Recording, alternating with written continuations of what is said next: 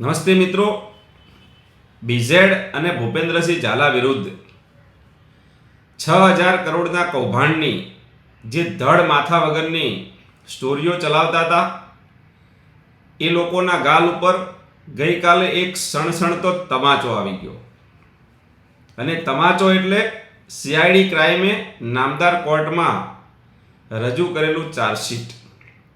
આ ચાર્જશીટ જોતા ક્યાં એવું નથી દેખાતું કે આ કોઈ 6,000 કરોડનું કૌભાંડ છે.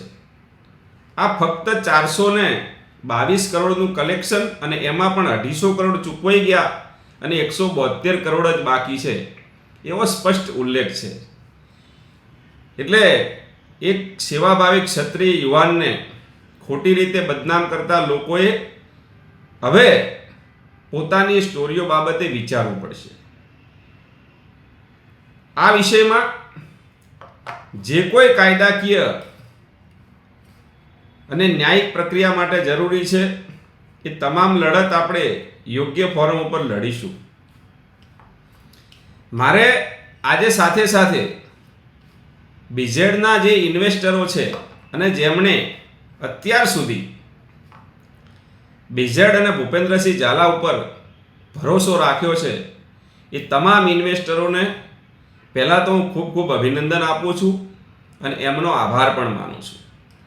અને એમને એટલું જ કહીશ કે જે રીતે અત્યાર સુધી આપ ધીરજ રાખીને બેઠા છો અને જે સહકાર આપ્યો છે ને એવો સહકાર જો આપ ભવિષ્યમાં પણ આપશો ને તો આ મામલો બહુ શોર્ટ પીરિયડમાં જ પૂરો થઈ જશે. આપણે ટૂંક સમયમાં જરૂરી કાયદાકીય લડત માટે જે બાબતોની આપણને જરૂર છે એ બાબતે ટૂંક સમયમાં એક બેઠકનું આયોજન પણ કરીશું.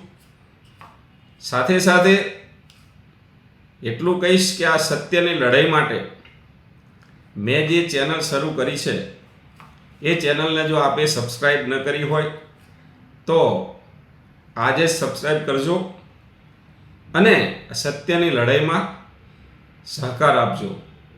મિત્રો, આપણી આ પ્રથમ જીત છે અને આગળ પણ આપણી જીત થવાની છે. એટલે એક સૂત્ર યાદ રાખજો કે સાથે રહીશું તો સલામત રહીશું અને અગર બટેંગે તો કટેંગે.